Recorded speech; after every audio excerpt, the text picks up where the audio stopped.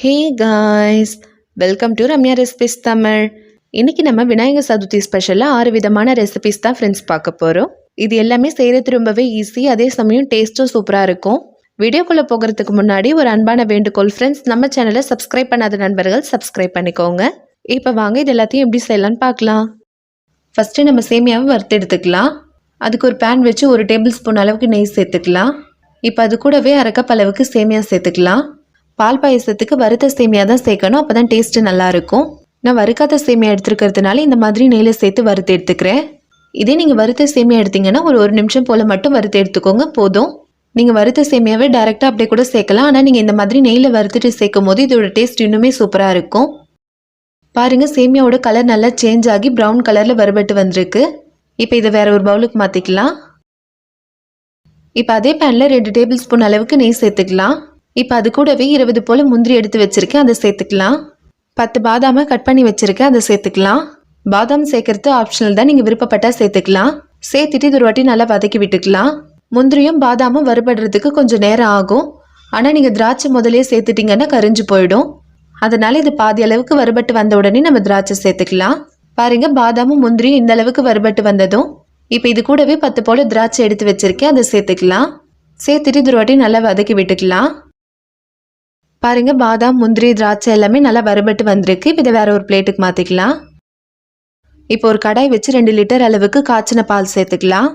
நான் இன்றைக்கி இதுக்கு ஃபுல் ஃபேட் மில்க் தான் யூஸ் பண்ணுறேன். இதுக்கு நீங்கள் நார்மல் மில்க்கும் யூஸ் பண்ணலாம், ஆனால் ஃபுல் ஃபேட் மில்க் யூஸ் பண்ண சொல்ல டேஸ்ட் இன்னுமே சூப்பராக இருக்கும். சேர்த்துட்டு இது ஒரு வாட்டி நல்லா மிக்ஸ் பண்ணி விட்டுக்கலாம். பால் நல்லா கொதிச்சு பொங்கி வரணும், அது வெறும் ஹை ஃப்ளேமில் வச்சுக்கலாம். பாருங்கள், இப்போ பால் நல்லா கொதிச்சு பொங்கி வருது. பால் நல்லா கொதிச்சு பொங்கி வரும்போது லோ ஃப்ளேமில் வைக்கணும், அதுக்கப்புறம் ஹை ஃப்ளேமில் மாற்றி வச்சிடணும். இந்த மாதிரி 15லேருந்து 20 நிமிஷம் போல் ஹை ஃப்ளேம்லேயும் லோ ஃப்ளேம்லேயும் மாற்றி மாற்றி வைக்கும்போது பால் சட்டைன்னு திக்காகி வந்துடும். பாருங்கள், இப்போ பால் கொஞ்சம் திக்காகி வந்திருக்கு.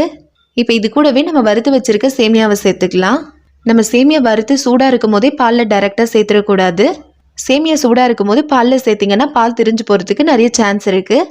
அதனால் சேமியா நல்லா சூடு போனதுக்கப்புறம் சேர்த்துக்கோங்க. நம்ம சேமியா சேர்த்த உடனே நல்லா இந்த மாதிரி கைவிடாமல் மிக்ஸ் பண்ணி விட்டுக்கணும். நம்ம மிக்ஸ் பண்ணாமல் விட்டுட்டோன்னா சேமியா அடியில் போய் தங்கி அடி பிடிச்சிரும். அதனால நல்லா மிக்ஸ் பண்ணி விட்டுக்கோங்க. இப்போ இந்த மாதிரி நல்லா மிக்ஸ் பண்ணதும் இந்த ஒரு 5 நிமிஷம் போல் ஸ்லோ ஃப்ளேமில் வச்சிடலாம். அப்போ தான் சேமியா நல்லா வெந்து வரும். பாருங்கள், இப்போ ஒரு 5 நிமிஷம் போல் ஆயிடுச்சு. சேமியா வெந்துருச்சான்னு செக் பண்ணி பார்க்கலாம். இந்த மாதிரி நம்ம கையில் எடுத்து அழுத்தி பார்க்கும்போது சேமியா 2ஆக உடையணும். சேமியா இந்த அளவுக்கு வெந்தாலே போதும், ரொம்ப வெந்திருந்தாலும் நல்லா இருக்காது.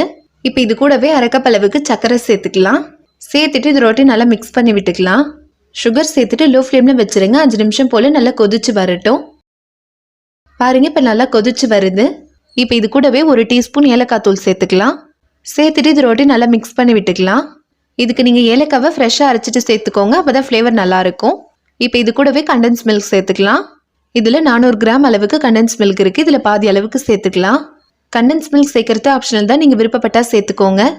ஆனால் சேர்த்திங்கன்னா நல்லா க்ரீமியாக ரிச்சாக சூப்பராக இருக்கும். சேர்த்துட்டு இது ரொட்டி நல்லா மிக்ஸ் பண்ணி விட்டுக்கலாம். நம்ம 1/2 கப் அளவுக்கு சுகர், 200 கிராம் அளவுக்கு கண்டென்ஸ் மில்க் சேர்த்துருக்கோம். நீங்கள் கண்டென்ஸ் மில்க் சேர்க்கலைன்னா 1 கப் அளவுக்கு சுகர் சேர்த்துக்கோங்க, கரெக்டாக இருக்கும். இப்போ இது கூடவே நம்ம வறுத்து வச்சுருக்க பாதாம் முந்திரி திராட்சை அது எல்லாத்தையுமே சேர்த்துக்கலாம். சேர்த்துட்டு இது ரொட்டி நல்லா மிக்ஸ் பண்ணி விட்டுக்கலாம். இதுதான் பால் பாயசத்துக்கு கரெக்டான கன்சிஸ்டன்சி. இந்த ஸ்டேஜ்லேயே நம்ம ஆஃப் பண்ணிடணும். இது இப்போ கொஞ்சம் தண்ணியாக இருக்கிற போல தான் தெரியும். நம்ம சேமியாலாம் சேர்த்துருக்கிறதுனால இன்னும் கொஞ்சம் நேரம் ஆகும்போது நல்லா திக்காகி வரும். இப்போ நம்மளுடைய பால் பாயசம் சூப்பராக ரெடி ஆயிடுச்சு.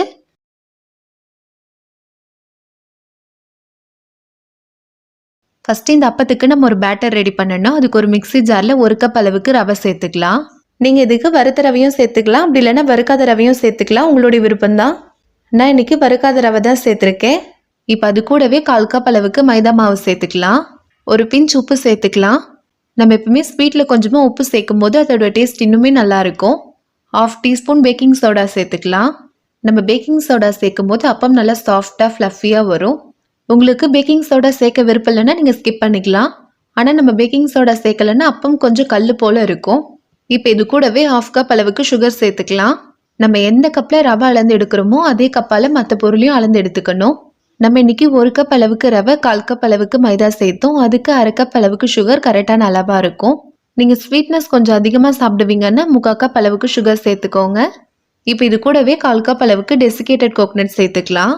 நான் இன்னைக்கு டெசிகேட்டட் கோகனட் சேர்த்துருக்கேன். உங்ககிட்ட டெசிகேட்டட் கோகனட் இல்லைனாலும் பரவாயில்ல. அதுக்கு பதிலாக ஃப்ரெஷ்ஷாக இருக்கிற தேங்காவை துருவிட்டு சேர்த்துக்கோங்க, நல்லாயிருக்கும். இந்த டெசிகேட்டட் கோகனட்டை எப்படி செய்யணுன்ற வீடியோவை ஆல்ரெடி நம்ம சேனலில் அப்லோட் பண்ணியிருக்கோம். அந்த வீடியோவோட லிங்க்கு டிஸ்கிரிப்ஷன் பாக்ஸில் தானே போய் பாருங்கள் ஃப்ரெண்ட்ஸ். இந்த மாதிரி நம்ம தேங்காய் சேர்க்கும் போது அப்பத்துக்கு ஒரு நல்ல டேஸ்ட் கொடுக்கும். இப்போ இது கூடவே 2 ஏலக்காய் சேர்த்துக்கலாம். இந்த மாதிரி நம்ம ஏலக்காய் சேர்த்து அரைக்கும் போது இதோட ஃப்ளேவர் சூப்பராக இருக்கும். இப்போ இது கூடவே 1 கப் அளவுக்கு பால் சேர்த்துக்கலாம். பால் சூடாக இருக்கக்கூடாது, அதனால காய்ச்சி ஆற வச்சுட்டு சேர்த்துக்கோங்க. இப்போ இது மூடி ஃபைன் பேஸ்ட்டாக அரைச்சிட்டு வந்துடலாம். பாருங்கள், இந்த அளவுக்கு நல்லா ஃபைனாக அரைச்சிருக்கணும். இப்போ இதை வேற ஒரு பவுலுக்கு மாற்றிக்கலாம். பாருங்கள், அப்பத்துக்கு மாவு இந்த கன்சிஸ்டன்சியில் தான் இருக்கணும்.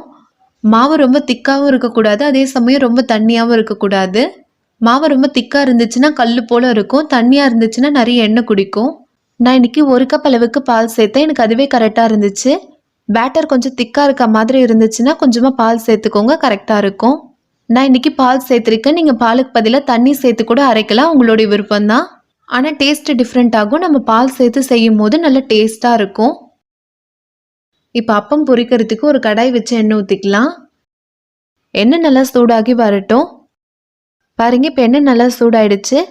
நம்ம ரெடி பண்ணி வச்சுருக்க பேட்டர்லேருந்து ஒரு குழிக்கரண்டி அளவுக்கு மாவு எடுத்து அது எண்ணெயில் ஊற்றிக்கலாம். மாவு நம்ம எண்ணெயில் ஊற்றும் போது ரொம்ப தூக்கி வச்சு ஊற்றக்கூடாது, இந்த மாதிரி கிட்ட வச்சு தான் ஊற்றணும். மாவு நம்ம ஊற்றும் போது அது கீழே இருக்கும், அதுக்கப்புறம் அதுவே மேலே வந்துடும். அதுக்கப்புறமா தான் நம்ம இந்த மாதிரி எண்ணெயை மேலே தெளித்து விடணும். பாருங்கள், அப்பம் நல்லா பூரி மாதிரி நல்லா எழும்பி வருது.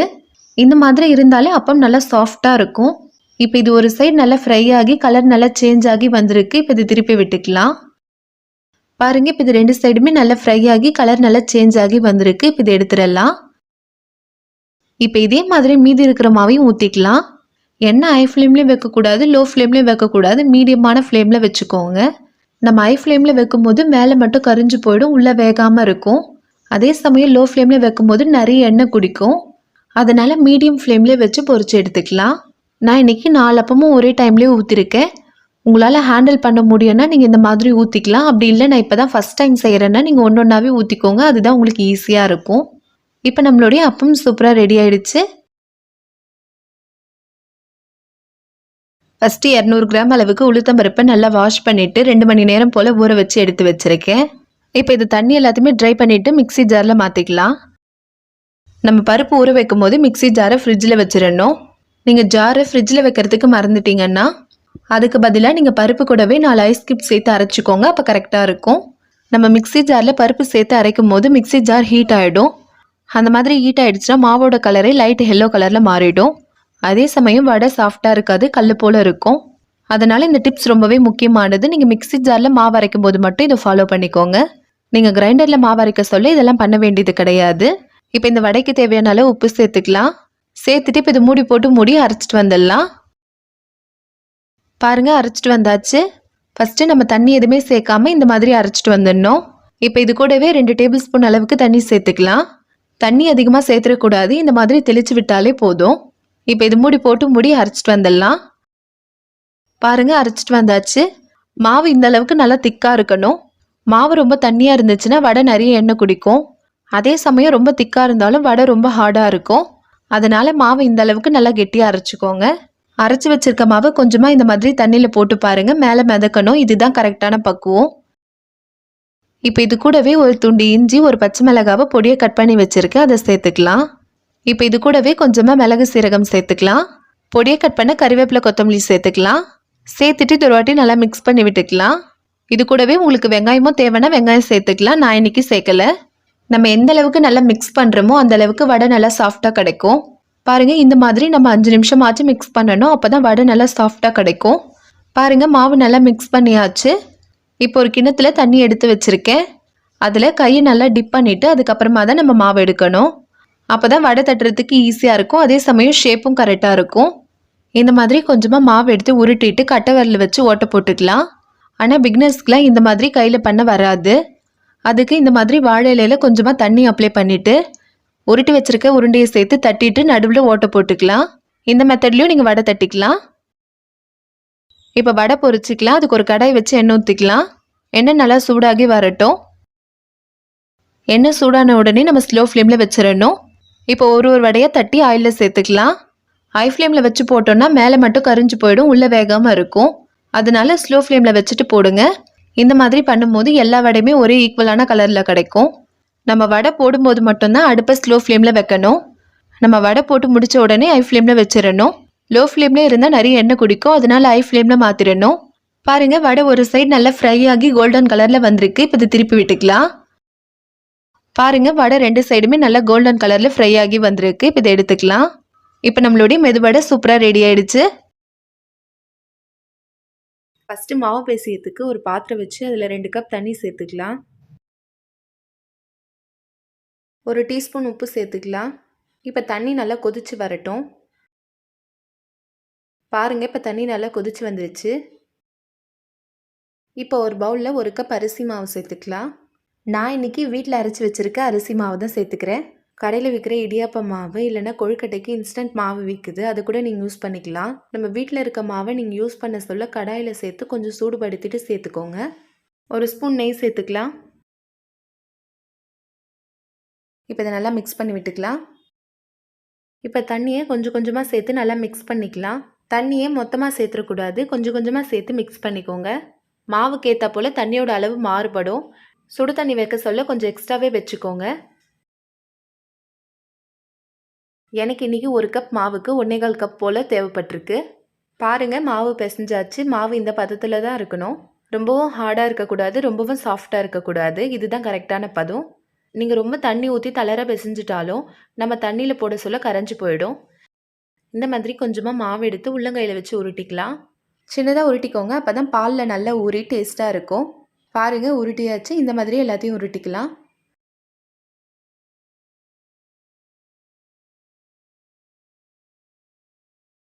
இந்த மாதிரி நீளமான ஷேப்பில் கூட செஞ்சுக்கலாம். பாருங்கள், எல்லாத்தையும் உருட்டியாச்சு. இப்போ ஒரு பேன் வச்சு 1.5 கப் வெல்லம் சேர்த்துக்கலாம்.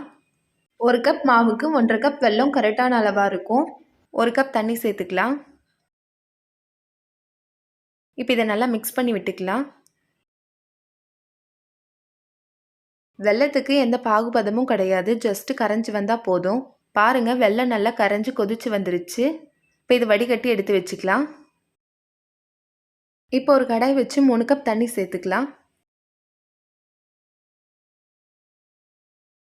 தண்ணி நல்லா கொதிச்சு வரட்டும்.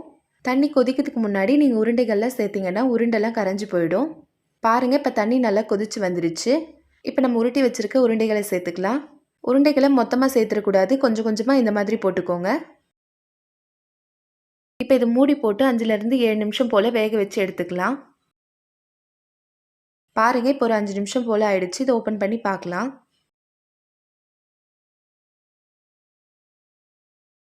பாருங்கள், நம்மளுடைய கொழுக்கட்டை நல்லா வெந்து வந்திருக்கு.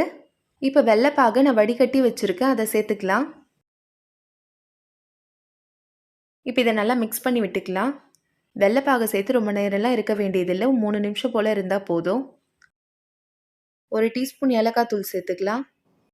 இப்போ இதை நல்லா மிக்ஸ் பண்ணி விட்டுக்கலாம். இப்போ கொஞ்சமாக தேங்காவை துருவி வச்சுருக்கேன், அதை சேர்த்துக்கலாம். நான் ஒயிட் பார்ட் மட்டும் துருவி இருக்கேன். இந்த மாதிரி சேர்க்கறதுனால டேஸ்ட்டு நல்லாயிருக்கும். இப்போ இதை நல்லா மிக்ஸ் பண்ணி விட்டுக்கலாம். இப்போ கேஸ் ஆஃப் பண்ணிட்டு தேங்காய் பால் சேர்த்துக்கலாம். நான் இன்றைக்கி அரை மூடி தேங்காய் எடுத்து தேங்காய் பால் எடுத்து வச்சுருக்கேன். நான் இன்றைக்கி ஃபஸ்ட்டு பால் மட்டும்தான் சேர்த்துருக்கேன். இப்போ இதை நல்லா மிக்ஸ் பண்ணி விட்டுக்கலாம். பாருங்கள், பால் கொழுக்கட்டை இந்த கன்சிஸ்டன்சியில் தான் இருக்கணும். பால் கொழுக்கட்டை கொஞ்சம் நேரம் ஆக ஆக திக்காகும், அதனால் இந்த கன்சிஸ்டன்சி தான் கரெக்டானது. பாருங்கள், பால் கொழுக்கட்டை சூப்பராக ரெடி ஆயிடுச்சு.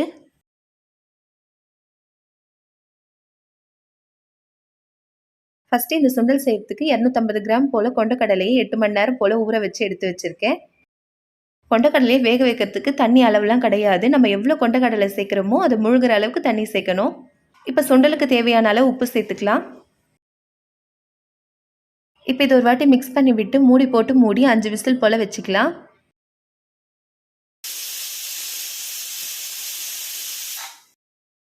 பாருங்கள், இப்போ 5 விசில் வந்து ப்ரெஷர்லாம் அடங்கிடுச்சு. இப்போ இது ஓப்பன் பண்ணி பார்க்கலாம்.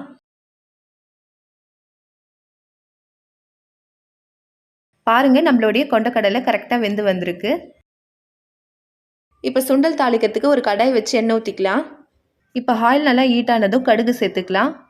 கடுகு நல்லா பொரிஞ்சதும் வரமிளகாய் சேர்த்துக்கலாம். இப்போ பொடியாக கட் பண்ண பச்சை மிளகாவும் இஞ்சியும் சேர்த்துக்கலாம். கருவேப்பிலை சேர்த்துக்கலாம். இப்போ இது எல்லாத்தையும் நல்லா வதக்கி விட்டுக்கலாம்.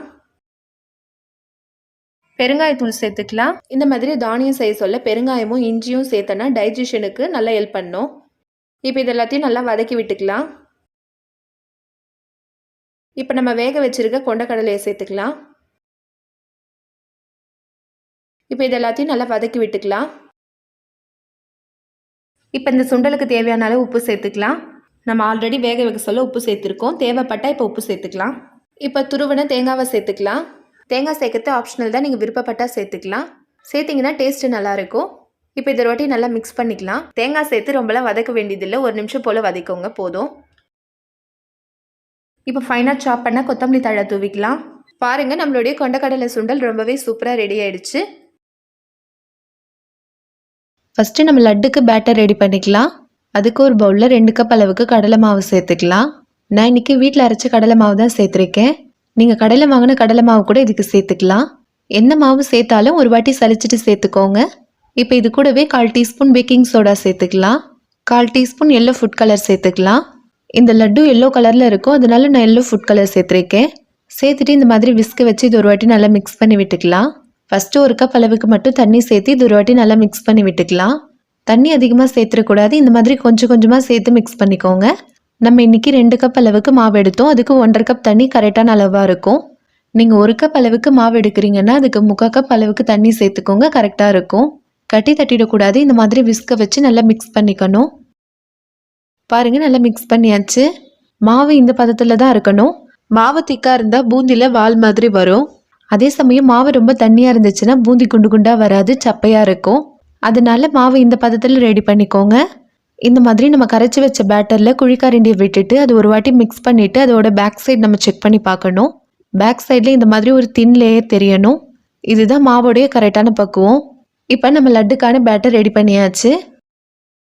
இப்போ லட்டு பொரிக்கிறதுக்கு ஒரு கடாய் வச்சு எண்ணெய் ஊற்றிக்கலாம். எண்ணெய் நல்லா சூடாகி வரட்டும். இப்போ எண்ணெய் நல்லா சூடாயிடுச்சு. பூந்தி பொரிக்கிறதுக்கு பூந்தி கரண்டி எடுத்து வச்சுருக்கேன். இந்த கரண்டி எல்லா ஸ்டோர் சூப்பர் மார்க்கெட்லேயுமே கிடைக்கும். நம்ம நார்மலாக இந்த மாதிரி வீட்டில் யூஸ் பண்ணுற கரண்டிலையும் செய்யலாம். ஆனால் இந்த கரண்டி வச்சு நம்ம செய்யும் போது அதிக குவான்டிட்டியில் செய்ய முடியாது. அதனால் நம்ம இன்றைக்கி பூந்தி கரண்டி தான் யூஸ் பண்ண போகிறோம். இப்போ இந்த கரண்டியில் ஒரு குழிக்கரண்டி அளவுக்கு மாவு எடுத்து ஊற்றிக்கலாம். ஊற்றிட்டு கரண்டி வச்சு இந்த மாதிரி லைட்டாக தேய்ச்சி விட்டுக்கலாம். பாருங்கள், பூந்தி எல்லாமே நல்லா குண்டு குண்டாக வருது. ஹை ஃப்ளேமில் தான் இருக்கணும், லோ ஃப்ளேமில் வைக்கக்கூடாது. அதே சமயம் எண்ணெயும் நல்லா சூடாக இருக்கணும். பூந்திகள்லாம் ரொம்ப ஃப்ரை ஆகக்கூடாது. நம்ம சேர்த்து ஒரு 10லேருந்து 20 செகண்ட் போல் இருந்தாலே போதும். உடனே எடுத்துடணும், இல்லைன்னா ரொம்ப கிறிஸ்பி ஆகிடும். நம்ம கார பூந்தி செய்கிற மாதிரி ரொம்ப கிறிஸ்பியாக இருக்கக்கூடாது. லட்டுக்கு எப்பயுமே பூந்தி கொஞ்சம் சாஃப்டாக இருக்கணும், அப்போ தான் நல்லாயிருக்கும். இப்போ இதே மாதிரி அடுத்த பேட்ச் பூந்தி பொரிச்சு எடுத்துக்கலாம். ஒவ்வொரு வாட்டியுமே நம்ம பூந்தி பொரிச்சதுக்கப்புறம் இந்த மாதிரி கரண்டி நல்லா வாஷ் பண்ணி தொடச்சிட்டு அதுக்கப்புறமா தான் அடுத்த பேட்ச் பூந்தி நம்ம ஊற்றணும். நம்ம வாஷ் பண்ணாமல் அதே கரண்டியில் மாவு ஊற்றும் போது பூந்தி சரியாக வராது. அதனால ஒவ்வொரு வாட்டியுமே நம்ம வாஷ் பண்ணிவிட்டு அதுக்கப்புறமா தான் நம்ம பூந்தி பொரிக்கணும். பூந்தி பொரிக்கும் போது பூந்தியில் வால்வாலாக வந்துச்சுன்னா மாவு கொஞ்சம் திக்னஸாக இருக்குன்றது அர்த்தம். அப்போ மாவில் கொஞ்சமாக தண்ணி சேர்த்துட்டு அதுக்கப்புறம் நீங்கள் பொரிச்சு பாருங்கள், கரெக்டாக வரும். அதே சமயம் பூந்தி சப்பையாக வந்ததுன்னா மாவு ரொம்ப தண்ணியாக இருக்குன்றது அர்த்தம். அப்போ அது கூடவே கொஞ்சமாக மாவு சேர்த்துட்டு நல்லா மிக்ஸ் பண்ணிவிட்டு அதுக்கப்புறம் ஊற்றி பாருங்கள், கரெக்டாக வரும். இந்த சின்ன சின்ன டிப்ஸை நீங்கள் ஃபாலோ பண்ணி செய்யும் போது பர்ஃபெக்டான பூந்தி ரெடி பண்ணலாம். இப்போ இதே மாதிரி மீதி இருக்கிற மாவையும் பூந்தி பொரிச்சிக்கலாம். இப்போ சுகர் சிரப் ரெடி பண்ணிக்கலாம். இப்போ சுகர் சிரப் ரெடி பண்ணுறதுக்கு ஒரு பாத்திரம் வச்சு 2 கப் அளவுக்கு சுகர் சேர்த்துக்கலாம். 2 கப் அளவுக்கு மாவு எடுத்தோம், அதுக்கு 2 கப் சுகர் கரெக்டான அளவாக இருக்கும். இப்போ இது கூடவே 1 கப் அளவுக்கு தண்ணி சேர்த்துக்கலாம். தண்ணியோட அளவு சுகர் மூழ்கிற அளவுக்கு இருக்கணும். சேர்த்துட்டு ஸ்லோ ஃப்ளேமில் வச்சுட்டு இது ஒரு வாட்டி நல்லா மிக்ஸ் பண்ணி விட்டுக்கலாம். சுகர் முழுமையாக கரைஞ்சி வர வரலுமே ஸ்லோ ஃப்ளேமில் தான் இருக்கணும். அதுக்கப்புறம் தான் ஹை ஃப்ளேமில் வைக்கணும். பாருங்கள், இப்போ சுகர் நல்லா கரைஞ்சி வருது. இப்போ இது ஹை ஃப்ளேமில் வச்சுக்கலாம். சுகர் கொதிச்சு வரும்போதே நம்ம அப்பப்போ பாகுபதம் செக் பண்ணிகிட்டே இருக்கணும். 1 டீஸ்பூன் ஏலக்காய் தூள் சேர்த்துக்கலாம். நீங்கள் ஏலக்காவை பிச்சு கூட சேர்த்துக்கலாம். நான் இன்றைக்கி ஏலக்காய் தூளாக சேர்த்துருக்கேன். இப்போ பாகுபதம் செக் பண்ணலாம். லட்டுக்கு எப்பவுமே 1 கம்பி பதம் எடுப்பாங்க. நான் இன்றைக்கி 1 கம்பி பதம் எடுக்க போகிறது இல்லை. அதை நம்ம வச்சு ஒரு 2-3 நாள் கழித்து சாப்பிடும்போது அது இன்னுமே கொஞ்சம் அழுத்தமாகிடும். 1 கம்பி பதம் எடுத்துட்டோன்னா லட்டு செய்யும் போதே அழுத்தமாக இருக்கும். அதனால நான் இன்றைக்கி 1 கம்பி பதத்துக்கு முன் ஸ்டேஜ் தான் எடுக்க போகிறேன். இந்த மாதிரி சின்னதாக ஒரு கம்பி மாதிரி ஃபார்ம் ஆகி உடையணும். இப்போ கரெக்டான பக்குவத்தில் இருக்குது. இப்போ கேஸ் ஆஃப் பண்ணிக்கலாம். கேஸ் ஆஃப் பண்ண உடனே சூடாக இருக்கிற சுகர் சிரப்பில் நம்ம ரெடி பண்ணி வச்சுருக்க பூந்திகளை சேர்த்துடணும். ஒன்று பூந்தி சூடாக இருக்கணும், அப்படி இல்லைன்னா சுகர் சிரப் சூடாக இருக்கணும். ரெண்டுத்தில் எதனா ஒன்று சூடாக இருந்தாலே போதும். சேர்த்துட்டு இது ஒரு வாட்டி நல்லா மிக்ஸ் பண்ணி விட்டுக்கலாம். சூடு முழுமையாக குறையணும், அதே சமயம் பூந்திகளும் நல்லா சுகர் சிரப்பில் ஊறி வரணும், அதனால் அப்படியே இருக்கட்டும். இப்போ இந்த மாதிரி நல்லா மிக்ஸ் பண்ணதும் இப்போ இது மூடி போட்டு மூடிக்கலாம். இப்போ இதை ஓப்பன் பண்ணி பார்க்கலாம். பாருங்கள், சூடு முழுமையாக குறைஞ்சிடுச்சு. அதே சமயம் பூந்திகளும் சுகர் சிரப்பில் நல்லா ஊறி வந்திருக்கு. இப்போ இந்த பூந்திகளை வேற ஒரு பவுலுக்கு மாற்றிக்கலாம். இப்போ ஒரு மிக்ஸி ஜாரில் கொஞ்சமாக பூந்தி சேர்த்துக்கலாம். இப்போ இது மூடி போட்டு மூடி அரைச்சிட்டு வந்துடலாம். பாருங்க, அரைச்சிட்டு வந்தாச்சு. ரொம்ப ஃபைனாக அரைச்சிடக்கூடாது, கொஞ்சம் கொரகொரப்பாக இருக்கணும், அப்போ தான் நல்லா இருக்கும். பாருங்க, இந்த மாதிரி தான். இந்த மாதிரி நம்ம கொஞ்சமாக அரைச்சிட்டு சேர்க்கும் போது லட்டுக்கு ஒரு நல்ல பைண்டிங் கிடைக்கும். இப்போ இதை வேற ஒரு பவுலுக்கு மாற்றிக்கலாம். இப்போ முந்திரி திராட்சை வறுத்து எடுத்துக்கலாம். அதுக்கு ஒரு பேன் வச்சு 2 டேபிள் ஸ்பூன் அளவுக்கு நெய் சேர்த்துக்கலாம். இப்போ இது கூடவே 20 போல் முந்திரி எடுத்து வச்சிருக்கேன், அதை சேர்த்துக்கலாம். சேர்த்துட்டு இது ரொட்டி நல்லா வதக்கி விட்டுக்கலாம். முந்திரி கொஞ்சம் கலர் சேஞ்ச் ஆகி வந்ததுக்கு அப்புறமா தான் நம்ம திராட்சை சேர்க்கணும். முந்திரி கூடவே நம்ம திராட்சை சேர்த்துட்டோன்னா சட்டுன்னு கரிஞ்சு போயிடும். பாருங்க, முந்திரி இந்த அளவுக்கு வறுபட்டு வந்ததும் இப்போ இது கூடவே திராட்சை சேர்த்துக்கலாம். சேர்த்துட்டு இது ரொட்டி நல்லா வதக்கி விட்டுக்கலாம். இது கூடவே நீங்கள் பாதாம், வெள்ளரி விதெல்லாம் சேர்த்து கூட செய்யலாம். நான் இன்னைக்கு சேர்க்கலை. பாருங்க, முந்திரி திராட்சை நல்லா வறுபட்டு வந்திருக்கு. இப்போ இது பூந்திகளில் சேர்த்துக்கலாம். சேர்த்துட்டு இந்த மாதிரி ஸ்பூனை வச்சு இது ஒரு வாட்டி நல்லா மிக்ஸ் பண்ணி விட்டுக்கலாம். நெய் சூடாக இருக்கிறதுனால நம்ம கையை வச்சு மிக்ஸ் பண்ண முடியாது. சூடு நல்லா குறைஞ்சதுக்கப்புறம் நம்ம கையை வச்சு மிக்ஸ் பண்ணிக்கலாம். பாருங்க, இப்போ சூடு முழுமையாக போயிடுச்சு. இப்போ இந்த மாதிரி கையை வச்சு இது ஒரு வாட்டி நல்லா மிக்ஸ் பண்ணி விட்டுக்கலாம். ரொம்ப அழுத்தி மிக்ஸ் பண்ணிடக்கூடாது, பூந்தி கொஞ்சம் தெரியணும், அப்போ தான் லட்டு நல்லாயிருக்கும். பாருங்கள், நல்லா மிக்ஸ் பண்ணியாச்சு. இப்போ லட்டு பிடிக்கலாம். இப்போ கை வாஷ் பண்ணிவிட்டு கொஞ்சமாக நெய் அப்ளை பண்ணிவிட்டு லட்டு உருட்டிக்கலாம். உங்களுக்கு எந்த சைஸில் வேணுமோ அந்த அளவுக்கு எடுத்து உருட்டிக்கோங்க. பாருங்கள், உருட்டியாச்சு. இப்போ இதே மாதிரி மீதி லட்டையும் பிடிச்சிடலாம். இந்த மாதிரி லட்டு பிடிக்கும் போது மேலே ஒரு முந்திரியோ திராட்சையோ வச்சுட்டு பிடிங்க, அப்போ பார்க்குறதுக்கு நல்லா அழகாக இருக்கும். பாருங்கள், எல்லா லட்டுமே உருட்டியாச்சு. பாருங்கள், நம்மளுடைய பூந்தி லட்டு சூப்பராக ரெடி ஆயிடுச்சு.